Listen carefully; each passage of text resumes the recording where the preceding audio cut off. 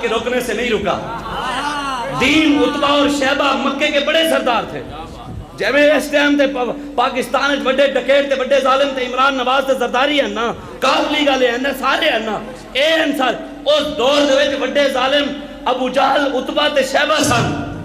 تو بابا جی فرماتے تھے ابو جہل کے روکنے سے دین رکا تو نہیں نا, عتبہ کے روکنے سے دین رکا نہیں, شیبہ کے روکنے سے دین رکا نہیں, عبداللہ بن ابی کے روکنے سے دین رکا نہیں. دین تو آنا ہے, دین آیا. وہ اسلام دعوت, ہماری دعوت سب کو ہے, ہم سب کے گھر جا کر دعوت ضرور دیتے ہیں, لیکن اسلام کسی کے پاؤں میں نہیں پڑتا. بابا جی اسلام کسی کے پیروں سے نہیں پہنتا. حضور نے دعوت ابو جہل کو بھی دی تھی اسلام کی, حضور نے دعوت ابو عتبہ کو بھی دی تھی, لیکن حضور نے مڑ کر پیچھے دیکھا کسی کو نہیں بھی کوئی آ رہا ہے یا نہیں آ رہا. حضور بلال کو لے کے چل پڑے, عمر فاروق کو لے کے چل پڑے, عثمان غنی کو لے کے چل پڑے, صحابہ کو لے کے جب چل پڑے وہ دور آیا, وہ وقت بھی آیا جب مکے کے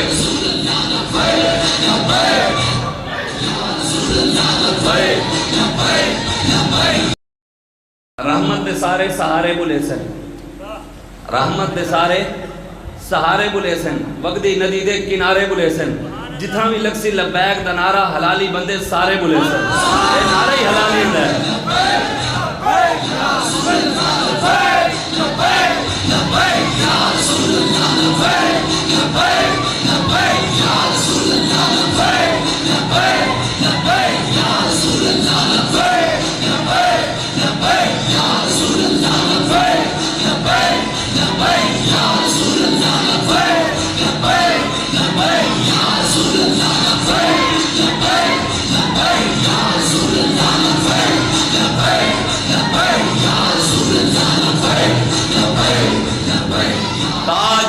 ختم نبوت زندہ باد, زندہ باد. تاجدار ختم نبوت زندہ باد, زندہ باد. تاجدار ختم نبوت زندہ باد, زندہ باد. اب دیکھیں بحیثیت مسلمان سوچیں آپ کہ یہودیوں نے ایک تصویر وائرل کی ہے کہ انہوں نے کرین, جو پنجے والی کرین ہوتی ہے نا, ایکسیویٹر, بیت المقدس کے اوپر بالکل گنبد کے اوپر انہوں نے کرین کا پنجہ ایسے اوپر رکھا ہوا ہے, اور انہوں نے تصویر کے نیچے لکھا ہے کہ ان قریب ہم مسلمانوں کے قبلہ اول بیت المقدس کو گرانے لگے ہیں.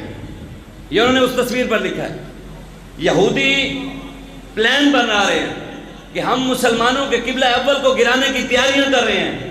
مسلمان بیٹیاں وہاں اپنے ہاتھوں میں پتھر اٹھا کر بیت المقدس کی حفاظت کے لیے بیٹیاں کھڑی ہیں, اور یہاں مسلمانوں کے حکمران اسرائیل کے ساتھ تعلقات قائم کر رہے ہیں, ان کے ساتھ ان کی یاریاں لگ رہی ہیں, ان کے وفد ادھر آ رہے ہیں, یہ کہتے ہیں ہم ادھر جا رہے ہیں. علامہ اقبال کہتا ہے یوں تو سید بھی ہو, مرزا بھی ہو, افغان بھی ہو, تم سبھی کچھ ہو, بتاؤ مسلمان بھی ہو. بحیثیت مسلمان جو ہمارے مسجد کو, قبلہ اول کو, بیت المقدس کو گرانے کی باتیں کر رہا ہے, ہم اس کے ساتھ تعلقات, جو ہمارے گھر کو گرانے آئے نا, ہمارے ذاتی گھر کو, ہم اس کے ساتھ روڈ پر آ کر تھانے کچہری تک چلے جاتے ہیں اور اس کے ساتھ لڑائی جھگڑا کرتے ہیں, پسٹل بھی اٹھا لیتے ہیں اپنے ذاتی گھر کی خاطر. کیا یہ اللہ اور اس کے رسول کا گھر لوارث ہے؟ بیت المقدس لوارث ہے؟ اپنے ذاتی مرلہ کے لیے مرنے مرانے پہ آ جاتے ہیں, اپنی ذاتی زمین کے لیے ہم لڑائی جھگڑے پہ آ جائے عدالتوں تک پہنچ جاتے ہیں, ساری زندگی اپنی ذاتی زمین کے لیے عدالتوں میں گزارتے ہیں, اور بیت المقدس لوارث ہو گئی ہے. صلاح الدین ایوبی کے ماننے والے ختم ہو گئے ہیں. سلطان صلاح الدین ایوبی 4 سال تک مسکرائے نہیں تھے, مسکراتے نہیں تھے, ہنستے نہیں تھے. کسی نے سلطان صلاح الدین ایوبی سے پوچھا جناب مسکراتے نہیں ہیں, آپ نے فرمایا بیت المقدس یہودیوں کے قبضے میں ہو اور صلاح الدین ایوبی مسکراتا رہے, ہم کس بات کا مسکرائیں؟ بیت المقدس کی حفاظت بیٹیاں پتھر اٹھا کر کر رہی ہوں, اور یہاں ہم عمران کی لڑائی لڑ رہے ہوں. وہ بیت المقدس کی خاطر لڑ رہے ہیں, ہم یہاں زرداری کی خاطر لڑ رہے ہیں. وہ اللہ اور اس کے رسول کے راہ میں لڑ رہے ہیں, اور ہم یہاں نواز زرداری اور عمران کے پیچھے اور کاف لیگ کے پیچھے اور دنیا دار ظالموں کے پیچھے آپس میں 70 سال سے بھائی بھائی سے جدا ہے. کیوں؟ عمران کے پیچھے رشتہ داروں کی لڑائی ہیں, نواز کے پیچھے. ہمارا تو ایک اصول ہے, بہت سادہ سا ہے, اصول دوستی کوثر افنا, جو ان سے بے تعلق ہو ہمارا ہو نہیں سکتا.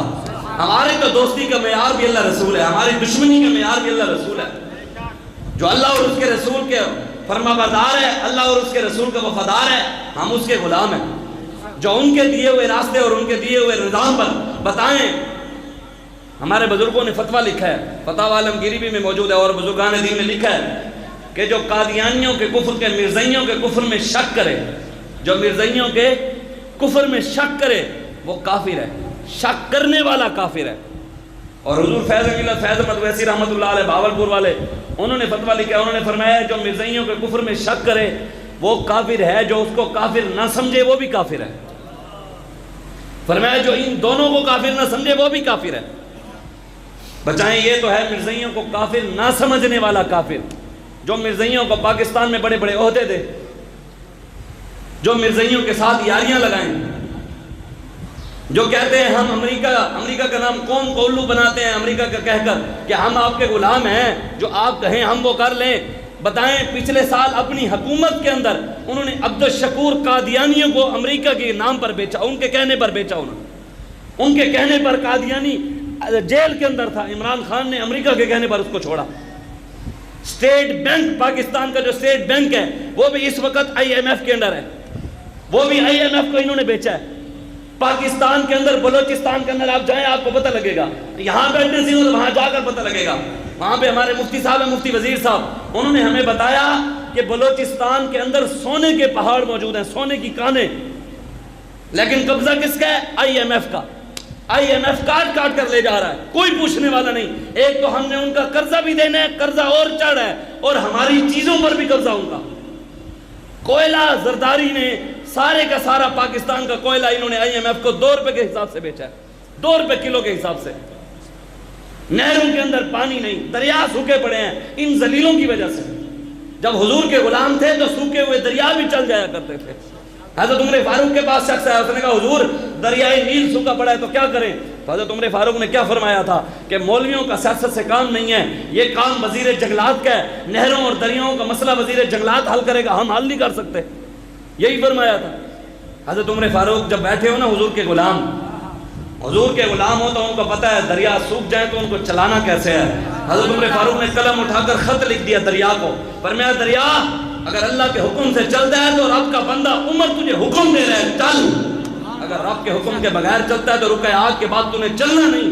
جب خط حضرت عمر فاروق کا دریائے نیل کو پہنچا، خدا کی قسم دریائے نیل ایسا چلا ہے آج تک نہیں رکا، چل رہا ہے۔ حضور کے غلام کہیں تو سوکھے ہوئے دریا بھی چل جائیں، امریکہ کے غلام بیٹھے ہوئے تو چلتے ہوئے بھی سوکھ جائیں۔ سارے پاکستان کا ہر طبقہ پریشان، کسان پریشان، تاجر پریشان، ہر بندہ پریشان ہے پاکستان ان کی وجہ سے۔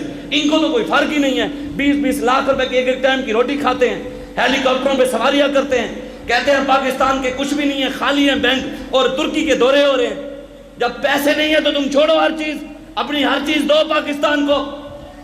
ایک کا 25,000 کنال ہے، نواز شریف کا لاہور کے اندر 25,000 کنال کے اندر گھر ہے، اور دوسرا کا 200 کنال میں گھر ہے۔ تے جانا اسی ایک مرلے چ ایک جگہ تھوڑی جی فٹ دی جگہ بھی نہیں جانا، یہ سوچنا پڑنا ہے۔ یہ نہ امام حسین نے کربلا میں فرمایا تھا، آپ نے فرمایا تھا ظلم کے خلاف جتنا جلدی اٹھو گے تمہیں قربانیاں کم دینی پڑیں گی، اور ظلم کے خلاف جتنی دیر کرو گے قربانیاں زیادہ دینی پڑیں گی۔ یہ بابا جی فرمایا کرتے تھے، خدا کی قسم ہم خوش قسمت لوگ ہیں، پوری دنیا میں سے کسی ملک کو اسلام نے نہیں چنا، اسلام نے پوری دنیا کو چھوڑ کر آ کر پاکستان میں پناہ لی ہے، دین نے اسلام نے یہاں آ کر پناہ لی ہے۔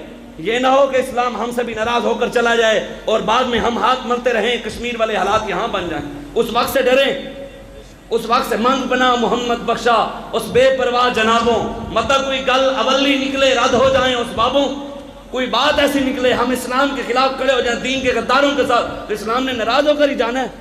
حضور نے فرمایا تھا، حضور نے فرمایا مشرق سے فوج تیار ہوگی، یہاں سے مشرق سے، یہ مشرق والے ہم ہیں، اس کی شروعات افغانستان سے ہو چکی ہے، وہ نہیں چلا رہے معیشت۔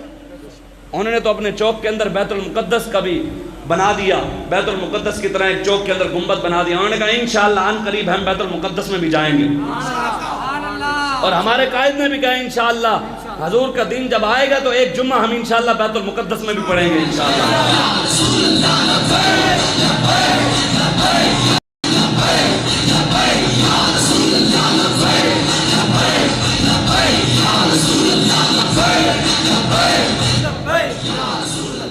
اسلام اور دین لبیک یا رسول اللہ کی برکت سے ان حکمرانوں کی مجبوری بن چکی ہے، ہماری وجہ سے۔ اصل تو دین ہے نا، بابا جی نے اس دین پر چل کر بتایا، تو ابھی حکمران ہر بات میں دین کی بات ضرور کرتے ہیں، اسلام کی کوشش کرتے ہیں، بھامیں آندھی نہیں ہے انہوں، سارے کوشش کرتے ہیں بھی قل ہو اللہ پڑھ لیے تو قل ہو اللہ بھی نہیں پڑھنی آندھی۔ زرداری نے اگلے دن کوشش کی پریس کانفرنس میں بھی بسم اللہ الرحمن الرحیم سے شروع کروں، تو زرداری کو بسم اللہ نہیں پڑھنی ہے، کہتا بسم اللہ الرحیم، تو نال فضل الرحمان بیٹھے ہو نہیں دے دسیا بھی نام اور عادت تو بسم اللہ تے سیدھی کر لے۔ عمران خان نے کلمہ پڑھا، کہتا ہے لا الہ الا اللہ محمد رسول اللہ۔ ہنسنے والی باتیں نہیں ہیں، ہمارے لیے ڈوب مرنے کی باتیں ہیں کہ مسلمانوں کے حکمران ہوئے جنہیں کلمے بھی نہیں آتے۔ نواز شریف کہتا ہے لا الہ الا اللہ محمد رسول اللہ، کہتا ہے مرزائی میرے بہن بھائی ہیں، مرزائی اگر تیرے بہن بھائی ہیں تو ہم کلمہ پڑھنے والے تیرے کیا لگتے ہیں؟ یہ پاکستان اگر مرزائیوں کے لیے بنا تھا تو بتاؤ، ہندوؤں کے لیے بنا؟ یہاں ہندوؤں کے لیے فنڈ ہے، 1 ارب 38 کروڑ روپیہ سندھ کی حکومت نے جو بجٹ میں سے دیا سکھوں کے لیے، ہندوؤں کے لیے دیا، مندروں کے لیے، اور پنجاب کی حکومت نے بجٹ کے اندر 2 ارب 50 کروڑ ہندوؤں اور سکھوں کے گردوارے کے لیے دیا۔ وہ علیحدہ مختص کیا، وہاں یہ ناروال کے اندر سکھوں کا گردوارہ بنایا ہے، 14 ارب روپیہ لگا کر ایک گردوارہ ان کو بنا کر دیا۔ ہم سڑک پر چلیں تو ہم سے 30 روپے ہر 30 کلومیٹر بعد ٹیکس، اور ان کے لیے گردوارہ بنا کر بارڈر کھول کر کہا کہ سکھوں کو تم مفت آؤ مفت جاؤ، مسجد کے بل کے اندر ٹی وی کے پیسے اور سکھوں کا گردوارہ مفت۔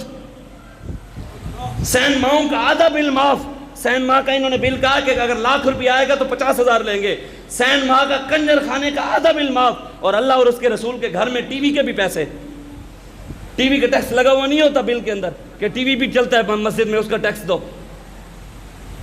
وہ معزز سے زمانے میں مسلمان ہو کر ہم خار ہوئے تاریخ قرآن ہو کر۔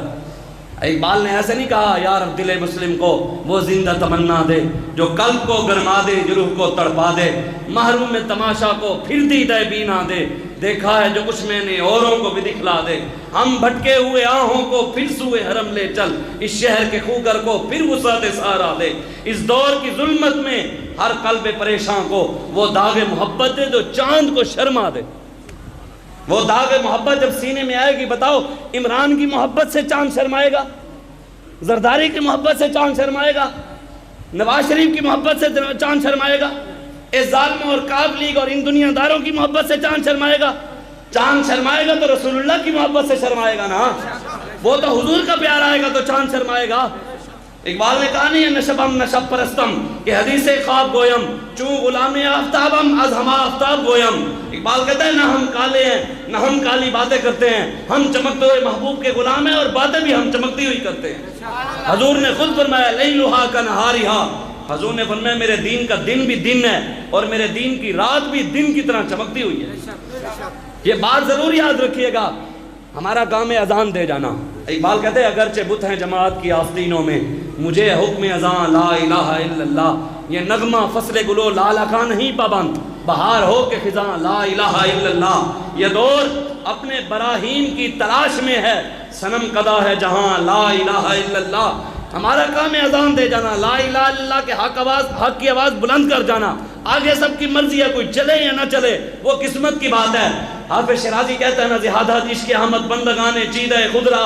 حافظ شیرازی کہتا ہے اللہ تعالیٰ ہر بندے کو حضور کا عشق نہیں دیتا، ہر بندے کو نہیں دیتا، اللہ چن چن کے دیتا ہے۔ اٹھے تو بھی میرے نبی سے پیار کر، اٹھے تو بھی میرے نبی سے پیار کر۔ دعویٰ عاشقی کا دعویٰ تو عبداللہ بن ابی بھی کرتا تھا۔ مدینے کے اندر عبداللہ بن ابی مسجد نبوی میں کھڑا ہو کر کہتا تھا یا اللہ تیرا شکر ہے تمہیں ہمیں حضور جیسا عظیم ہستی عطا فرمائی، ہم تو شکر ادا کرتے ہیں۔ اور اندر سے منافق تھا، منافق مدینے کا سب سے بڑا منافق۔ منافقوں کا کام یہی ہے کہ جب دین والوں کے پاس بیٹھے تو کہتے ہیں جناب اسی تاڑے نال تے جوڑا باہر جاویں اپنے یاراں نال، تے پھر کہندے نہیں جناب اسی تے تاڑے نال مولویاں نال تے اسی ایویں لگے سی۔ منافق کا کام، منافق جہنم کے سب سے نیچے گڑھے میں ہوگا، سب سے زیادہ عذاب منافق ہوگا۔ علامہ اقبال کہتا ہے نا حق را بسجودے صنم آرا بطوافے، بہتر ہے کہ چراغ حرم و دیر بجھا دو، میں نہ خوش و بیزار ہوں ان مرمر کی سلوں سے، میرے لیے مٹی کا حرم ایک اور بنا دو۔ اقبال کہتا ہے ادھر رب کو سجدے کرتے ہو، باہر نکل کر عمران کے نعرے لگاتے ہو، ادھر رب کو سجدے کرتے ہو، باہر نکل کر امریکہ، انگریز اور کافروں کے نعرے لگاتے ہو۔ علامہ اقبال کہتے ہوئے منافق نہ بنو، بہتر ہے تم کافر بن جاؤ، کم از کم عذاب تو کم ہوگا۔ منافقت سے بہتر ہے کافر ہو جاؤ۔ حق را بسجود صنم آرا بطوافے، بہتر ہے کہ چراغ حرم و دیر، وہ کہتے ہیں بہتر ہے تم منافقت چھوڑ دو، کافر سیدھے سیدھے ہو جاؤ۔ اس سے کیا منافق جو ہے وہ جہنم کے سب سے زیادہ عذاب میں ہوگا۔ آگے کیا کہتا ہے اقبال، میں نہ خوش و بیزار ہوں ان مرمر کی سلوں سے، میرے لیے مٹی کا حرم ایک اور بنا دو۔ علامہ اقبال کہتا ہے آج اعلیٰ مسجدیں بن گئی، ٹائلیں لگ گئیں، اے سی لگ گئے، بڑے بڑے مینار بن گئے، بڑے بڑے قالین بچھ گئے، بڑے بڑے کی اعلیٰ کوالٹیوں کی چیزیں مسجدوں میں لگ گئیں، لیکن مولوی کو مسجد کے ممبر پر بیٹھ کر حق بات کرنے کی اجازت نہیں ہے۔ اقبال کہتا ہے کاش یہ اعلیٰ ٹائلیں نہ ہوتی، اے سی نہ ہوتے، یہ قالینیں نہ ہوتی، اعلیٰ مسجدیں نہ ہوتی، میں نہ خوش و بیزار ہوں ان مرمر کی سلوں سے، میرے لیے مٹی کا حرم ایک اور بنا دو۔ اقبال کہتے ہیں یہ چیزیں نہ ہی ہوتی یار، کچی مسجد ہوتی، کم از کم مولوی ممبر پر بیٹھ کر حق بات تو کرتا۔ حضور نے خود فرمایا ہے، میرے آقا و مولا کا فرمان ہے، حضور نے فرمایا قیامت والے دن اللہ تبارک و تعالی جو عالم ممبر پر بیٹھ کر ظالم کے خلاف حق بات نہیں کرتا۔ کس نے فرمایا؟ حضور نے۔ جو عالم ممبر پر بیٹھ کر ظالم کے خلاف حق بات نہیں کرتا، حضور نے فرمایا مجھے میرے رب کی عزت کی قسم، حضور نے قسم اٹھائی، حضور نے فرمایا مجھے میرے رب کی عزت کی قسم، اللہ تبارک و تعالیٰ قیامت والے دن اس عالم کو قبر میں سے خنزیر اور باندر کی شکل بنا کر اٹھائے گا۔ بتائیں قیامت والے دن جو اسی باندر دی شکل لے کے جائیے، چنگا نہیں ہے ہاتھ ڈال کر کے اسی ظالم حکمرانے دے سامنے ہاتھ ڈال کر کے اسی ہتھ کڑی لوا لئیے، پرچے کروا لئیے، چادر چار دیواری دی تقدس پامال کرا، یہ بہتر نہیں جو اس دن جو خنزیر کی شکل سے اٹھنا ہے۔ آج ان ظالموں کے خلاف کھڑے ہو جائیں، بہتر ہے آج ان کے خلاف کھڑے ہو جائیں۔ اس لیے آج آپ آئیں، حضور کے دین کی طرف آئیں۔ ہم شریف ضرور ہیں، یہ کوئی مت سمجھے کہ لبیک پر تم جتنا مرضی ظلم کرتے رہو گے ہم چپ کر کے برداشت کرتے رہیں گے، نہیں نہیں، ہم شریف اپنوں کے لیے ہیں، ہم تم سب کو اپنا سمجھتے ہیں۔ ہمارے اوپر پولیس والوں نے گولیاں چلائیں، ہم نے کہا نہیں تمہارے ساتھ ہماری لڑائی نہیں، تم اپنے ہو۔ انہوں نے چادر چار دیواری کا تقدس پامال کیا، ہماری ماں بہنوں کے ساتھ بدتمیزیاں کی، ہم نے کہا نہیں تمہیں معافی ہے، تم اپنے ہو۔ انہوں نے ہمارے پر 4 شیڈول لگائے، انہوں نے ہمارے پر ظلم و ستم کیا، شیل پھینکے، گولیاں چلائیں، ہم نے کہا نہیں تم اپنے ہو، تمہارے ساتھ لڑائی نہیں۔ ہاں یہ بات ضرور کرتے ہیں انشاءاللہ جب حضور کا دین تخت پر ہوئے گا، جب حضور کے غلاموں پر بیٹھیں گے، پھر ہمارا پالا پڑ گیا امریکہ سے، انشاءاللہ امریکہ کو لٹکا کر بتائیں گے صلاح الدین ایوبی کے وارث کون ہوتے ہیں۔ اس دن بتائیں گے، اس دن بتائیں گے انشاءاللہ محمد بن قاسم کے وارث کیسے ہوتے ہیں۔ اس دن بتائیں گے طارق بن زیاد کے وارث کیسے ہوتے ہیں۔ تمہارے ساتھ ہماری لڑائی نہیں، لیکن کوئی ظالم اگر زیادہ پنگا لینے کی ضرورت کرے گا تو ہمارے علاقے کے شاعر ہے، اس نے بڑی خوبصورت بات کی ہے، اس نے کہا دور وفادہ منگی آسوں، دور وفادہ منگی آسوں، عشق نبی چ رنگی آسوں، جیمی پترو چونچاں کیتی نال کرین دے ٹنگی آسوں۔ آخری بات، آئیں حضور کے دین کی طرف، رسول اللہ کی طرف آئیں، حضور کی غلامی کی طرف آئیں۔